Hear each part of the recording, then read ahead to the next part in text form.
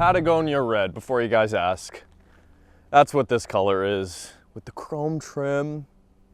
Debatable. I'm not sure if I like the chrome trim. I think with the red, it looks better than it would on some other colors. Black and chrome never really looked good to me, but you guys let me know. Anyways, 2025 Mercedes-AMG E53.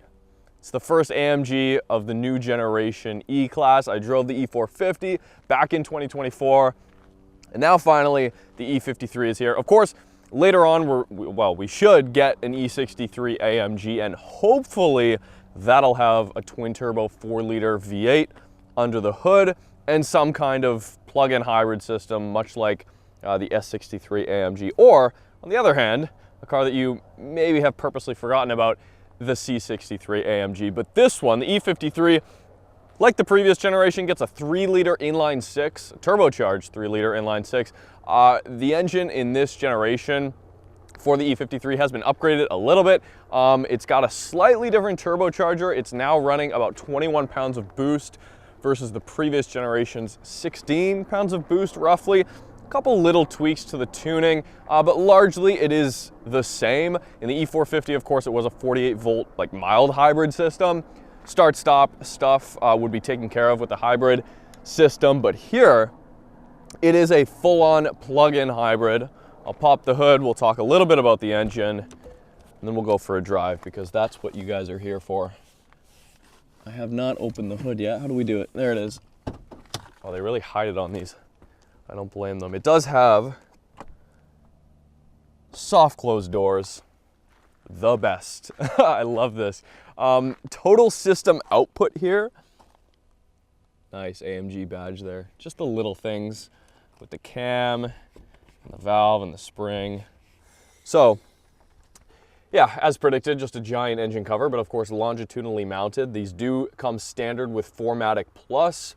AMG Performance 4MATIC Plus, that's of course AMG's all-wheel drive system, and being longitudinally mounted, it is rear bias, and it will send up to 50% of the torque to the front wheels. Total system output, 604 horsepower. Crazy. And 556 pound-feet of torque. The E-Class looks great. It's got a bunch of additional cooling for the E53. You guys let me know. I mean, I think this is a great looking car. The track width of the front axle is wider for the E53 compared to the standard car. The grill's different, the bumper's a little bit different. Like I said, some additional cooling. You got the badge down here telling you, in case you forgot, that yes, it is still turbo and it is a hybrid. Now, for such a, I mean, you're never really gonna touch this, but for such a prominent piece, you'd think this would look a little bit nicer, feel a little bit nicer. It's just some cheap plastic there. You got the running board. I guess it's not really a running board, but the side skirt down there, all in chrome. This one's been spec'd with the 20-inch multi-spoke AMG wheels. Kind of an aero look on the outside. I kind of dig it. I'm not usually a huge fan of the aero look like this. The AMG GT had a couple good options. This is also a really good option. You can spec 21s. I would probably suggest going with the 20s, especially for ride comfort. It's sitting on Michelin Pilot Sport 4S's, 265s in the front, 295s. I thought it was a 305 for a second. It's not. 295s in the rear, so a really chunky setup. You can tell just by looking at it. It's got a bit of sidewall. It's got some grip. There you go. Color match badge on the side or on the back. Got the new tail lights. I got a couple comments on my E450 review on the main channel that you guys didn't like the tail lights. I kind of dig them. They could be more offensive. I'm glad they went with the circular exhaust tips and not like a crazy oval shape. I think it looks really good. It's got a kind of subtle look, especially for an AMG. I could even look at it without the spoiler there. It's got a messy trunk here. It is a plug-in hybrid, like I mentioned, so of course the rear trunk base here, the floor, is quite high. Now, Mercedes says it has the same cargo space if not a little bit more than the standard E450. I don't know how that's possible. I guess because this doesn't have any kind of spare, but I can't remember. I don't think the 450 had that either. Regardless, you know, not the biggest trunk, but it's enough, and it absolutely has a wide enough opening here, and you can put the rear seats down, which you can't do on something like a Genesis G80. Solid. We've got the sunshades, heated rear seats, Burmester audio system, and a really good amount of headroom. We've got the sunroof up here, of course, moonroof, whatever you want to call it, split like that, but the rear passengers do get like a full amount of natural sunlight. The one other cheap plastic material is this. Now, again, you're not really going to be touching this like I am right now, but everything else, this is all padded, that's all nice and carpeted in here. Everything is nice to touch. Everything except for this little surround back here. But yeah, really good amount of room back here. AMG key here.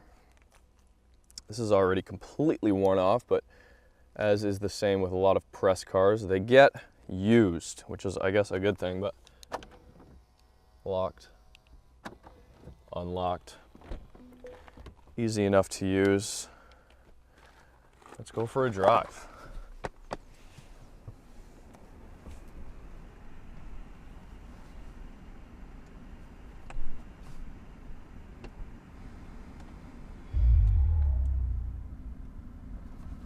We are going to address the elephant in the room. This check engine light came on my drive over here today. Now, the first 2 days I had the car, there was nothing, so we'll see if it goes away. It seems to be driving fine. So, as you do with check engine lights, you just ignore it. This one, of course, has the AMG steering wheel here. I don't love the haptic feedback. Kind of go like this, swipe for volume. You can go like this and swipe up for your heads-up display settings, down for your gauge cluster. It's not the greatest. Should we do super sport or track pace for this drive? We'll do track pace, may as well. It starts off in electric mode, as you can see down here. Now, this, of course, we change between our drive modes. They've changed this up a little bit. I do like this menu system. It's very simple if you want to customize your individual. You don't have to go into a separate menu setting. You can, as I say that, it disappears. There is another hard button down here. Just hit AMG, and it should come up, and then you can adjust your suspension, which the E53, why is it disappearing? It should stay up, please. The E53 is already stiffer than the standard car, and in comfort, it's fine, but you do feel a lot of the little stuff in the road coming through. It just feels kind of more rigid. The big stuff still kind of wafts over, but there's your individual battery hold. You can choose to hold the battery. Right now we have 28 kilometers of range. You do get 68 kilometers, up to 69 kilometers, sorry, of EV-only range. Then you've got battery hold, of course, that'll save your battery. Got electric only, which the car, right now at least, there may be a setting for it, but it starts up every time in electric. Comfort, sport. The engine just fired up. And we're ready to go. We'll start in electric. The engine should shut off, and then we'll run through a couple of the drive modes. This button's for sound. We'll get some pumped in audio, see how that sounds.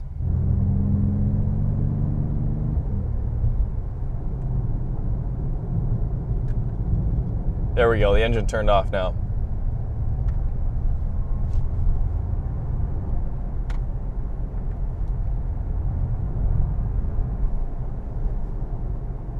You can use EV only up to 80 miles an hour, which is pretty good. That covers effectively every speed limit in the United States. So there isn't a whole ton of torque. This weighs 5,300 pounds or thereabouts.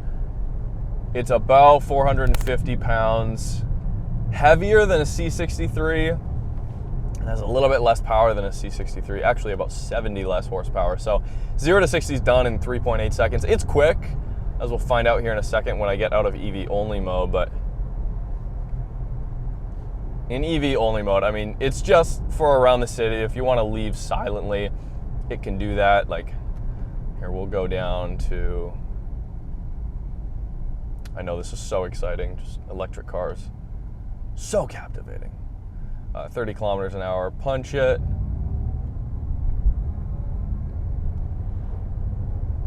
And you're probably like, Marcus, why is there a gear indicator right there? Well, that's because the electric motor in the E53 is integrated into the 9-speed torque converter automatic here, AMG speed shift, Mercedes speed shift, right? As opposed to the C63's hybrid system and the S63's hybrid system, where the electric motor is on the rear axle. So when you're in EV only mode, it switches gears. It runs through the 9 gears, which is an incredible sensation. And I was worried it would be a little bit jarring. You'd kind of feel it.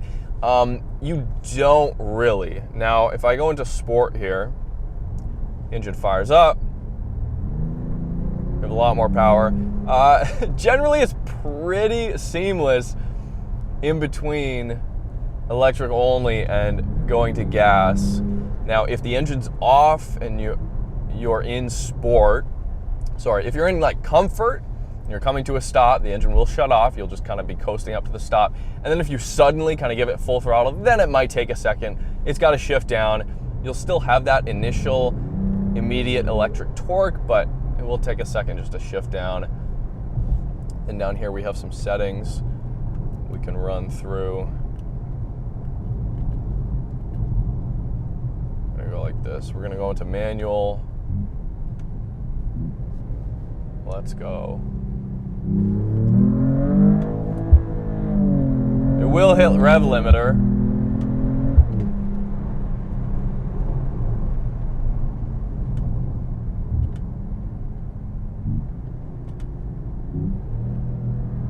Little bit of a delay, as you can see.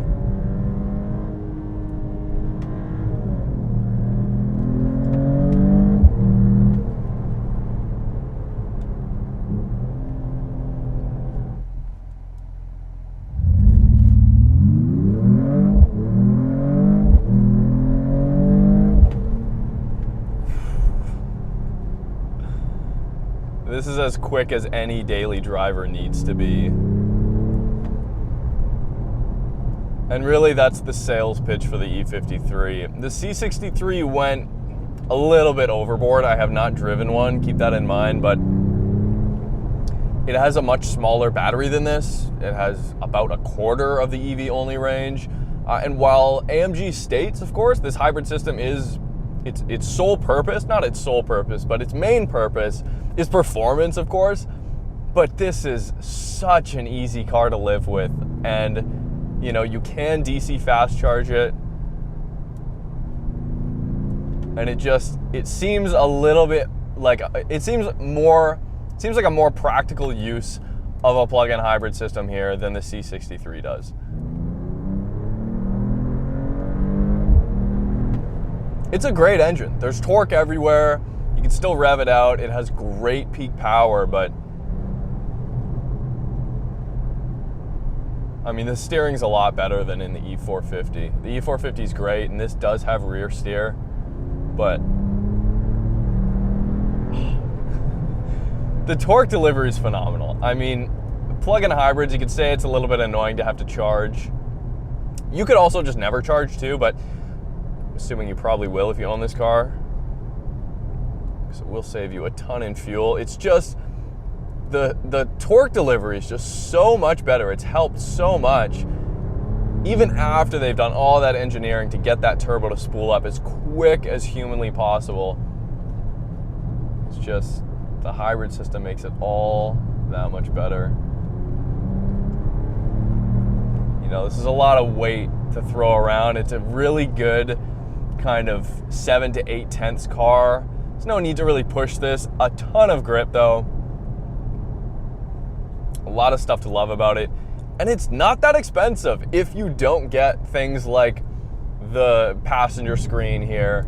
and stuff like that. Base model, I mean, you compare this to a Panamera, you get way more on paper with this than you do for the equivalent price of a Panamera. I mean, it's not even close. Again, Porsche dynamics. There's something to be said. I've never driven a Panamera. I've only driven a Taycan. But at the same time, when an AMG is a bargain compared to a Panamera, that's a very good thing. I think it's a great car. The engine feels at home in here, which I think was people's biggest complaint with the C63. So we'll try to do a launch control in a second, but hopefully you guys enjoyed it. Just a quick first impression. The full review will be on the main channel. I'll put the link in the description. Thank you guys so much for watching. We'll see you very soon. Let's try to do a launch control.